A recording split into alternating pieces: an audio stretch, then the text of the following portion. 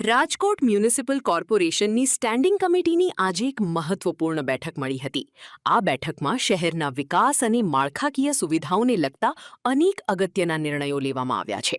Committee સમક્ષ રજૂ કરાયેલી તમામ 13 દરખાસ્તોને સર્વાનુમતે મંજૂરીની મહોર મારવામાં આવી છે, જેમાં સૌથી મહત્વની દરખાસ્ત વોર્ડ નંબર 12માં 2.25 કિલોમીટર લાંબી સ્ટ્રોમ વોટર લાઇન નાખવા અંગેની મંજૂરી અપાઈ છે. આ પ્રોજેક્ટ પૂર્ણ થતાં જ ચોમાસામાં વરસાદી પાણી ભરાવાની સમસ્યા કાયમી ધોરણે હલ થઈ જશે. નવી સ્ટ્રોમ વોટર લાઇન બનવાથી આ વિસ્તારની અંદાજે 30થી 35 જેટલી સોસાયટીના રહીશોને હાલાકીમાંથી મોટી મુક્તિ મળશે. આજરોજ સ્ટેન્ડિંગમાં કુલ 13 દરખાસ્તો હતી, જે બધી મંજૂર કરવામાં આવેલ છે.